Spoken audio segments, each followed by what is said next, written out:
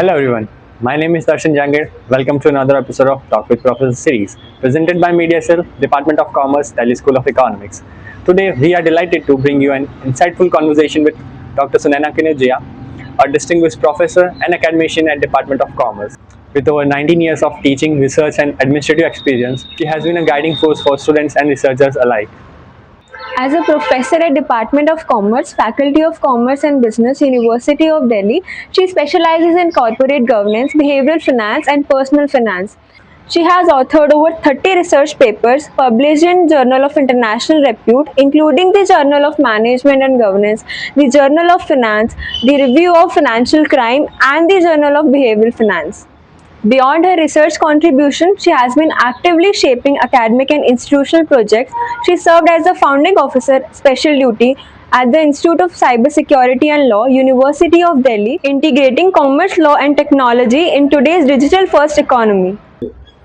Dr. Kanojia's expertise has been recognized on the global platforms as she has been to the University of Mauritius Faculty of Law and Management to deliver a series of lectures and presented her research in USA, Germany, Italy, Russia, Australia, Norway and recently in United Kingdom on emerging trends in global financial markets. In this thought-provoking session, she delves into the evolving role of management, the importance of interdisciplinary learning, and how can students develop the skills necessary to excel in today's fast-changing professional landscape. Join us for an enlightening conversation with Dr. Sunaina Kanojia as she unpacks key academic and industry trends to help students and professionals navigate their careers with confidence. Thank you for accepting our invitation for this interview. We thank you on behalf of Media Cell entire team. So before moving on to critical questions, we would like to know about what do you do or enjoy doing in your free time beyond research and academics? There are a couple of things. So it depends how pissed off I am from the routine. So if it is like I've completed, submitted my paper, and or it has been published, right? Although there is a huge lag in between, so it generally happens when I submit my paper or I've completed the teaching thing and or evaluation work that is very taxing. So either I sleep first thing. Second is option if I'm not in the sleeping hours, then I'll preferably watch something, movies or OTT, or I'll listen to music. Three things. Sometimes because I have my son around, so we go and play badminton and try having all these activities in life because they have different impact.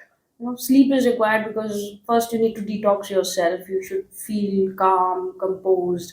If you have already covered that quota of sleep, then let's have certain things which have been watched or which have been critical or which can help me have a different perspective in life from others people, thinking what they are trying to share, and then spending time with family. So, ma'am, can you tell us about your journey from your childhood dreams to what really inspired you to pursue academia?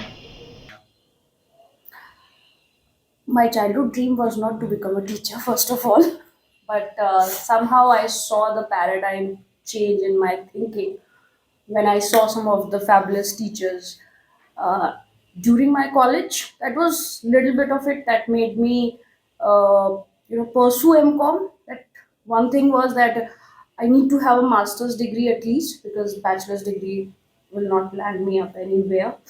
And the second thing was I should be eligible for a couple of careers in hand, right? So, because I was not very studious, not at all. I was not a rank holder during my school days. But in college, yes, I did some of in some of the paper, I was very good and the higher scorer. During school days, I was not at all a studious one. Neither I wanted to be. During childhood, I never thought of becoming a teacher. But some of the teachers, when I looked in hindsight, I saw that the way they taught, it made my journey in that paper very easy. So then I thought, okay, it's not that bad, but let me have it with this, but not the school teaching. So in college, some of the good teachers were there. But finally in MCOM, I found exceptional teachers. I mean, and by the grace of God, I got him as my PhD supervisor as well.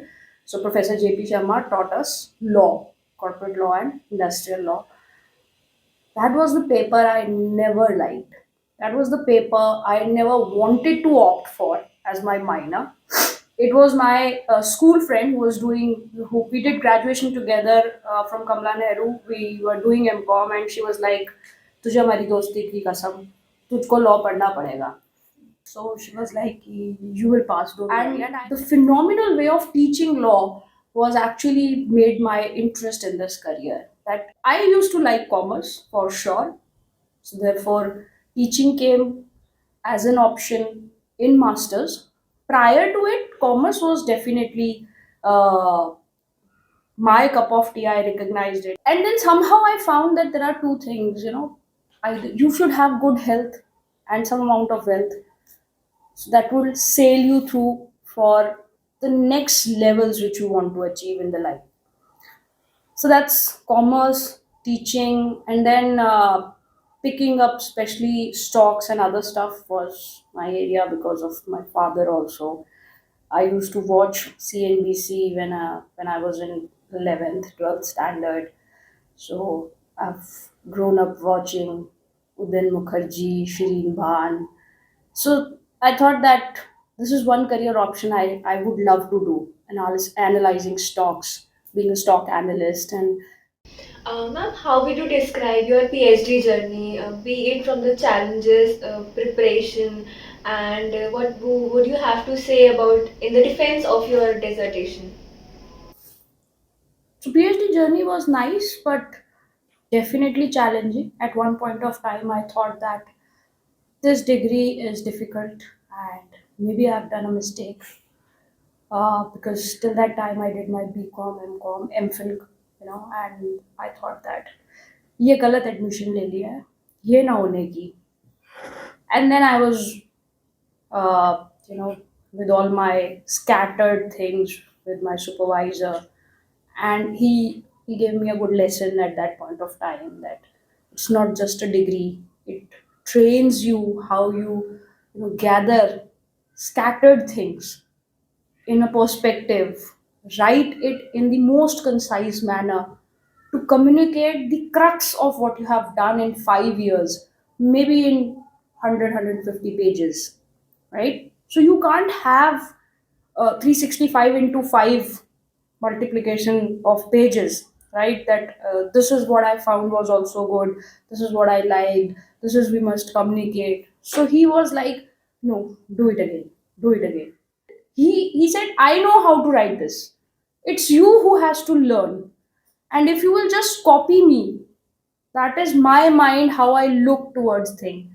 What is your mind? Where is your analytical abilities? Right? So I can only tell you that go and read this stuff. But you have to write this on your own. So first draft, second draft. 4 or 5 drafts are, I mean, essential. After a couple of years I found that yes, it is essential. At that point of time I was like, oh my god, all these pages printed and typed got waste. Very disheartening. I mean, is it that bad, really? So the best thing I would say is that consistency, working every week, every day, dedicate some hours, and then considering your work not as best, still thinking how to improve it, was something which we all used to look together. While doing those activities, different activities, working on in a library, taking 15 papers and then synthesizing it, creating into this type of diagrams or flow charts or Excel tables, those activities actually eased our journey. But yes, it was difficult one. You are clueless many times, but for that, the supervisor is there. He was very humble at that point of time that he took all of us who were knowing nothing about the research, and we all are grateful to him. So I think PhD journey gives you the perspective of synthesizing, also to to face challenges, to work in the domains which are completely unknown to you. So, ma'am, what are your expectations from a candidate during a PhD interview, and what key qualities or characteristics do you look for in a potential research student? Because these days people are coming for direct PhD. So in our times, MPhil used to be there, a pre-PhD course, and it helped us a lot. We all believe that it actually helped others also. So when I guided students who did MPhil, either under my supervision or someone else, they were not clean slates. They were knowing, they were able to converse on the same page. They were able to understand the expectation, the kind of relevance of certain constructs and other things.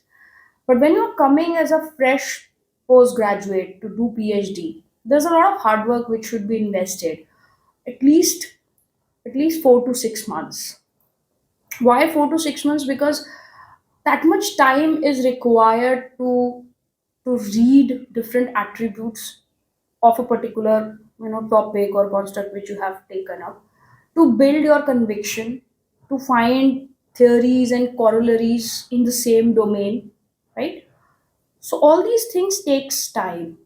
Now, if you have spent a reasonably good amount of time, when you come to the interview, uh, we normally talk about the proposal which you have prepared in the PhD interview. Not only us in Department of Commerce, and almost all the universities, what you have done.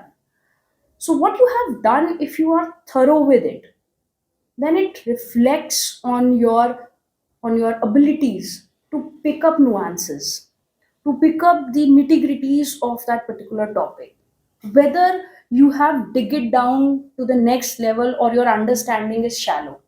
So when you read just 1 week before your interview, you can't go into depth, right? You can't go from one article to another, to another, to another.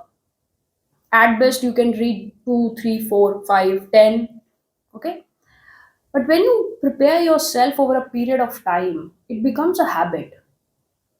When you prepare yourself in weeks time, that is more of a mugging up certain things. You will have to remember the names of the author. But when you live with it, so 6 months is living with the topic, right?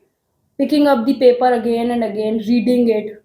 So when you listen to a song couple of times, you know you just get it. You don't have to read, and you don't do that. It just come in sync with you, right? So that's what happened. That is the thing which we expect. So what happens is that when you prepare for a longer duration of time, the expectations of the interview panel are matched, because you reflect that kind of understanding in the topic. You exhibit that yes, you have shown some, or you have actually dig down or introspected that particular topic, the pros and cons. Yes. Gets in within So even if you are not doing PhD in the same topic, it reflects your ability to have a topic with you and to work on it independently, because PhD is largely to be done independently, though your supervisor is there to hold your hands, to guide you, but you will have to do the digging. So whether you have any experience of digging things and taking out what has been relevant, what will be of importance when you are talking about its future aspect, that makes the real difference. And we get to see it in students, if they are well versed with what they are talking, if they are well versed with what they have studied, if they know the nuances, if not very deep, at least to some level, at least to the second and third level, right? That reflects their approach of handling things independently. So these are some of the characteristics, if exhibited in a candidate, we all get starry eyes. Oh, he or she was really good. And everyone likes to work with a hardworking, good scholar who's ready to read different aspects, who is open to different perspectives, to change, to navigate different ways, to find it out and figure out that whether if this approach is not working, let me find out this, because it happens in the journey of PhD. You tend to have different objectives when you're starting with your proposal, but by the time you read and you redesign your methodology, you find out the realities, you go into the perspectives and constructs and then the variables, you find out that, oh, this is something which I was, not aiming for the right thing. The right research gap is this one, which now I have found.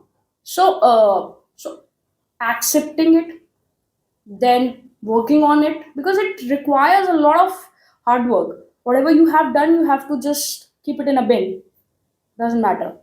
It has helped you to gain perspective. That's it. You don't have to keep things. Oh, I did this, putting my 29 days, 8 hours, and now the supervisor is saying this is all crap. Go away, right?